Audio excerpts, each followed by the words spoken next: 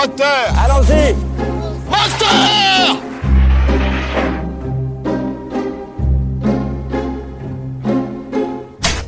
Bonjour, bonjour. Eh bien oui, vous m'attendiez, j'en suis sûre. Eh bien me voilà et nous reparlons de cinéma avec grand plaisir. Et donc c'est reparti pour une belle saison. Alors j'ai choisi ce film-là parce que je vous assure que ça va vous amuser beaucoup. Et vous allez voir que le cinéma français peut être très inventif. C'est assez rare, donc ça mérite le détour. Je vais vous parler de tout simplement un film de Alain Guiraudy, Miséricorde. Alors il faut le reconnaître, ce film, c'est un ovni dans le panorama de la production cinématographique française. Parce que ce réalisateur est très audacieux. Il ose montrer l'immontrable, justement en ne montrant rien, ou peu de choses, juste ce qu'il faut pour que le spectateur réagisse à sa façon, c'est-à-dire soit choqué, soit amusé, s'interroger, scandalisé, etc., etc. Donc, Alain Guiraudy, si vous avez vu L'Inconnu du lac, c'était un film sorti en 2013, quand on l'a vu, on s'en souvient. Eh bien, je pense que vous ne l'aurez pas oublié, et ce réalisateur, c'était son premier film, il avait su filmer, justement, puisque c'était L'Inconnu du lac, il avait su filmer l'inconnu. L'inconnu qui pouvait être attribué aussi bien au paysage, au lac, L'Inconnu du lac, et même au personnage, l'inconnu dans cette nuit. Il avait réussi à créer une ambiance émotionnelle très particulière qui mettait mal à l'aise, et c'était formidable. Évidemment, alors, le grand sujet, le grand problème de ce film, c'est qu'on n'osait pas trop dire aux gens d'aller le voir, parce qu'il y avait des scènes pornographiques. Alors bon, vous avez des gens qui n'aiment pas, qui sont choqués, donc c'était difficile de dire allez voir ce film, parce que bon, voilà, pour l'auditeur lambda qui je dis pas qu'il comprend pas le cinéma, mais en tout cas qui voit au premier degré toutes les choses, ça pouvait peut-être évidemment le troubler. Et en même temps, on se dit, ces scènes, elles participaient de l'ambiance du film, incontestablement. Donc, un réalisateur qui, dès son premier film, est hors norme. Et entre ce premier film, donc L'Inconnu du lac et Miséricorde, il a fait d'autres films, mais aussi il a écrit. Il a écrit des romans inspirés de sa vie dans l'Aveyron, parce que monsieur habite dans l'Aveyron. Il est drôle, parce que quand il est interviewé, on s'attend pas du tout à ça. Il a un léger accent, il parle un petit peu que dans le Midi, quoi.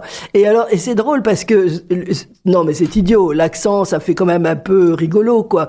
Et on s'attend pas du tout à quelqu'un comme ça, faisant ce genre de film. Alors, Miséricorde, eh bien, c'est un film encore très audacieux qui met là encore le spectateur dans un doux mélange de curiosité, d'humour, parce que le réalisateur pousse au paroxysme toutes les situations avec une fausse naïveté très réjouissante. Tout d'abord, le réalisateur nous emmène sur une route sinueuse. Ça commence, c'est un grand plan travelling, une voiture vue. Nous sommes dans le microcosme. Une voiture, on ne sait pas qui est dans la voiture, on voit pas, on voit juste la route qui défile devant nous. Le plan est très long, et parce qu'il va dans un village, et le village est très loin. Alors bon, déjà, ça vous met en condition, et on arrive dans le village en question, et devant la devanture d'une boulangerie. C'est le seul commerce dans le patelin. Et là, sort la femme du boulanger. Non, vous voyez, c'est quand même un petit clin d'œil amusant, quoi. Et la boulangère, la fameuse boulangère, c'est Catherine Fro. Elle est seule au milieu d'un groupe où il n'y a quasiment que des hommes, et des hommes, on va dire, un peu troubles, hein. C'est-à-dire qu'on ne sait pas très bien sur quel pied danser avec eux, voilà.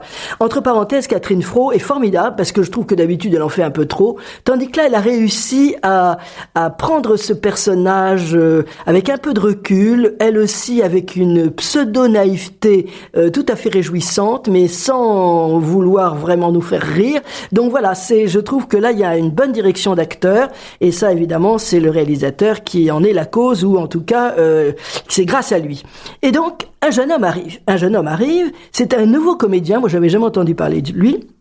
Il s'appelle Félix Kissil, donc un inconnu, mais très bien choisi pour tenir le rôle, parce que dans son regard, son attitude, il est suspect. On ne sait pas de quoi, on ne sait pas ce qu'il va faire, mais on sent bien que... Alors, il est très proche de la boulangère, mais en même temps, on s'aperçoit, puisqu'il vient... On commence par une mort, parce qu'il vient honorer, il va à l'enterrement du boulanger. La boulangère a perdu son mari. Et donc, la première chose qu'il veut faire, c'est regarder le corps. Il veut voir le corps du mari qui est allongé dans son lit. Et en même temps, après, on va le voir regarder des photos. Le réalisateur ne dit rien du passé, mais on comprend que quand ce jeune Félix, qui s'appelle Jérémie dans le film, s'attarde sur une photo du boulanger qui est en train de se baigner. Alors c'est vrai, quand on se baigne, on est en principe assez nu, peut-être un petit maillot de bain, mais enfin bon. Et donc là, on sent que c'est assez pesant comme regard. Donc tout d'un coup, on se dit ah bon, qu'est-ce qui se passe? On se dit que peut-être il y a eu des choses dans le passé, mais évidemment le réalisateur ne dira jamais rien. Et donc c'est cela aussi qui est intéressant dans le scénario de Guiraudy, c'est que rien n'est dit du passé, et donc tout est possible. Alors Guiraudy brouille les pistes, hein. Et à un moment, même ce jeune garçon, Jérémie, il passe devant un miroir. C'est intéressant parce que tout d'un coup, on se dit ah. Bon, intéressant, l'image nous montre qu'il est double. Eh ben oui, il est double. En tout cas, il y a une dualité possible du jeune homme. Alors, l'enterrement nous fait apparaître, alors là, un personnage qui vaut vraiment le détour, c'est le curé. Le curé, c'est le personnage pour moi le plus important du film et le plus drôle du film, parce qu'il est justement la quintessence de la miséricorde. Il a un goût prononcé pour la cueillette des champignons, mais surtout ceux, vous savez, qui se dressent qui dressent leur pointe vers le haut, si vous voyez ce que je veux dire. Il n'y a aucune allusion, évidemment. Et donc, c'est presque chez lui une obsession, parce que lorsque dans la forêt sombre, profonde, c'est très très bien filmé, les images sont magnifiques, mais si vous voulez, c'est une forêt d'un symbolisme fort féminin, mais ça se passe dans ces frondaisons avec des arbres morts, enfin c'est assez sombre. Eh bien, tout d'un coup, vous avez ce jeune garçon, Jérémie, dont je vous ai parlé, qui va tout d'un coup se coltiner avec le fils de la boulangère, donc le fils de cet homme qui se baignait dans la mer. Et donc, il y a des relations extrêmement troubles, et tout d'un coup, ils sont là, et ils se rencontrent, et ils vont se bagarrer. Et c'est vrai que cette bagarre est assez longue, et en même temps, c'est pas une bagarre violente. Si, pourquoi pas, mais c'est quand même, on pourrait prendre ça pour une scène érotique, voyez, une scène de rencontre érotique. Et à ce moment-là, qu'est-ce qui se passe? Le curé, il arrive, il est juste là au milieu et il dit cette phrase qui est absolument magnifique. C'est comme ça que vous cueillez les champignons? Alors tout est possible, voilà, donc et tout est comme ça, évidemment, il faut avoir du recul pour se marrer, évidemment. Donc la nature est très bien filmée, je vous le disais, comme un huis clos, magnifique, très sombre, berceau de toutes ces ambiguïtés, et l'intérieur des maisons n'est pas mieux, sombre aussi, et les acteurs sont souvent d'ailleurs autour d'une table où on boit le café, où on boit le pastis, on y mange, et justement des champignons, vous voyez, parce que les champignons sont très bons à manger dans cette, voilà, donc tout ça évidemment est quand même plein de malice, c'est très malicieux. Et même les photos de l'album, elles ne signifient rien. C'est ça qui est intéressant, et ce qu'arrive à faire le réalisateur, c'est que tout d'un coup, on donne une idée précise de ce que l'on voit, alors que rien n'est dit. C'est pas parce qu'il y a un type, le mari, enfin le boulanger, il se baigne dans la mer. Ben oui, il est en maillot de bain, quoi. Donc il est photographié en train de se baigner. Il n'y a pas de problème. Mais tout d'un coup, parce que Jérémie pose un regard un peu attentif, nous aussi, voilà, et on commence à gamberger et à s'imaginer des trucs, etc., etc. Et en même temps, tout ce film parle de désir. Je crois que c'est d'ailleurs le curé qui dit à un moment, ne sous-estimez pas la force du désir. Oui, il en connaît un rayon, évidemment. Et donc, celui qui parle le plus librement de ça, c'est un paysan, puisque c'est ça aussi, c'est que toute cette homosexualité latente ou réelle, enfin tout ça, on n'en saura rien, puis ça n'a pas d'importance. Mais si vous voulez, c'est tout d'un coup, Walter, c'est un homme assez costaud, un gros nounours. Hein. Lui, c'est peut-être le seul qui en parle librement. Mais en même temps, nous aussi, spectateurs, on le voit, on se dit, tiens, il a l'air ambigu. Parce que, notamment, le jeune Jérémie vient lui faire du rentre-dedans. Alors on se dit, ah bon, mais alors il est peut-être homosexuel. Et d'ailleurs, même à un moment, Walter lui dit, mais qu'est-ce qui te fait croire que je suis pédé? Ça veut dire, tout d'un coup, il va s'interroger là-dessus, évidemment. Ça veut dire que ces regards possessifs de désir entraînent aussi de la jalousie. Donc ça perturbe un peu les relations. Et le fils de la boulangère, je me souviens plus de son nom, Vincent, je crois, il traduit ça, cette espèce de jalousie, ce garçon qui est venu à l'enterrement, qui s'entend bien avec sa mère, il est jaloux et donc il devient extrêmement violent.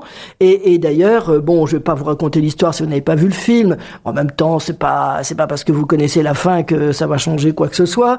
Mais bon, évidemment, il est très violent et donc quand on fait appel à la violence pour s'exprimer, il y a un retour qui est forcément violent aussi. Et donc, Catherine Fro, je la trouve vraiment très bien parce cette sobriété qu'elle a, c'est très drôle, une espèce d'ingénuité. et qui ne manque pas de sel, parce que quand je dis qu'elle est ingénue, oui, parce qu'elle demande à ce jeune garçon, Jérémy, qui veut absolument regarder cet album photo, etc., etc. Elle lui dit tu l'aimais? Elle parle donc de son mari, hein, et elle dit au jeune garçon Jérémy, tu l'aimais et tu n'as pas pu le lui dire? Point d'interrogation, vous voyez donc ça. Et en même temps, elle n'hésite pas à lui faire prendre les fringues, le pantalon de son mari. Oh, ça te va bien, etc. Elle lui fait mettre le pantalon. Et à ce moment-là, le pauvre, il est pas pauvre du tout, le petit Jérémy, qui est quand même peut-être aussi très ambigu et très coquin, il dit, mais je préférais, tu n'as pas ces slips et ces chaussettes? Voilà, donc vous voyez, vous avez compris un peu cette espèce d'ambiguïté constante dans le film, et le film est également monté comme un thriller, parce que le curé, ah ben oui, le curé, il est présent d'abord à côté des gendarmes, et d'ailleurs il y a un moment, les gendarmes sont formidables, parce que les gendarmes, ça se passait comme ça dans le temps, ils avaient la clé de toutes les maisons. Bon, il faut dire que c'est un hameau, hein, c'est pas un grand village, hein, c'est pas Montpellier, le bled où ils sont tous. Et donc, nuitamment, il rentre, il va voir, il regarde, il fait parler les gens, même il leur parle dans la nuit, donc quelquefois il y a des réponses. Vous voyez, c'est pour vous dire que ils sont très soupçonneux, mais il a la clé de la maison. Ça, c'est quand même un truc fou, quoi. Vous allez voir que le curé a un rôle exceptionnel et il va, comme je vous disais que c'est la miséricorde elle-même, il va aider ce pauvre Jérémy qui est un peu en difficulté. Voilà, donc je peux pas en dire plus pour quand même que vous ayez un peu de suspense. Et donc ça veut dire que le réalisateur s'amuse avec tout. C'est ce qu'il faut faire aussi, avec la nature, avec les objets, notamment Walter. Là, je vous ai parlé de ce gros nounours là qui est tout d'un coup même un objet de désir, et tout d'un coup il va tirer. Alors là aussi, il sort un flingue et il tire en l'air, mais bon, ben oui, c'est quand même un objet qui a quand même des significations un peu érotiques, quoi, voilà. De la même façon que vous avez Jérémy qui va mettre le maillot de corps de Walter. Et alors, là aussi, c'est intéressant parce que ça fait penser à une séquence dans Plein Soleil, je sais pas si vous vous souvenez, avec Delon, c'est un film de René Clément, avec Delon qui tout d'un coup met les fringues de Maurice René. Parce qu'il veut rentrer dans le personnage. Ça veut dire que ça commence comme ça. Donc voilà, vous voyez, il y a des petites références cinématographiques dans le cinéma de Guiraudy aussi. Ce qui est aussi très intéressant, c'est que là où est Vincent, sous les feuilles d'automne, eh bien, poussent je sais plus ce que c'est pas des girolles, c'est des petites choses qui pointent comme ça vers le haut. Enfin, on a choisi les beaux champignons, si je puis dire. Donc voilà, tout ça pour vous dire qu'il faut souligner vraiment la malice du réalisateur, et notamment il y a plein de choses comme ça que vous remarquerez. Il faut être très attentif à l'image et le son, parce que c'est quand même ça le cinéma. Catherine Fro, elle est seule comme ça devant sa télé. Qu'est-ce qu'elle fait? Elle regarde la télé, évidemment. Eh bien, la télé, elle regarde quoi? Un combat de sumo. Et oui, vous voyez, voilà, c'est drôle, c'est drôle. Et alors en plus, elle s'appelle Martine dans le film. Alors Martine au cirque, Martine, vous savez, quand les enfants avaient des bouquins comme ça, c'était Martine à l'école, Martine. Je crois qu'il y a un peu de ça, parce qu'à la fin, tout le film est tourné en boucle, tout se confond, tout se tourne, c'est la vie, voilà, il n'y a pas d'excuses, et ni en même temps, personne n'est coupable et tout le monde l'est. Enfin bon, voilà, il y a des choses, tout est renversé, tout est sans dessus-dessous.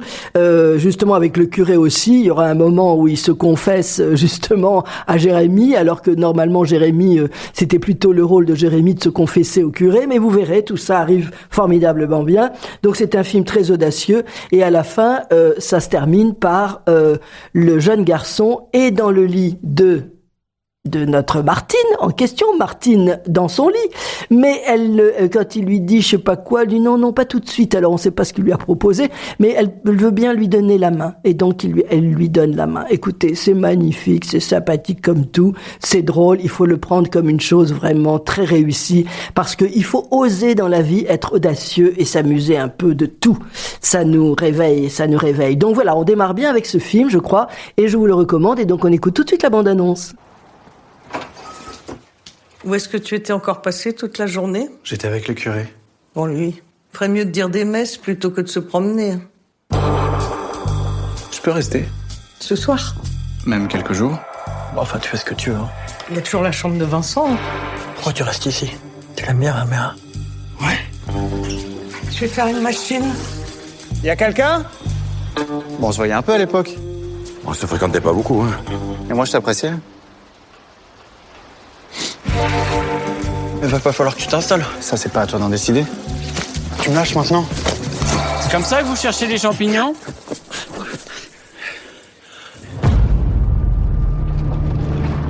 Vincent n'est pas rentré de la nuit. Tu l'aurais pas croisé.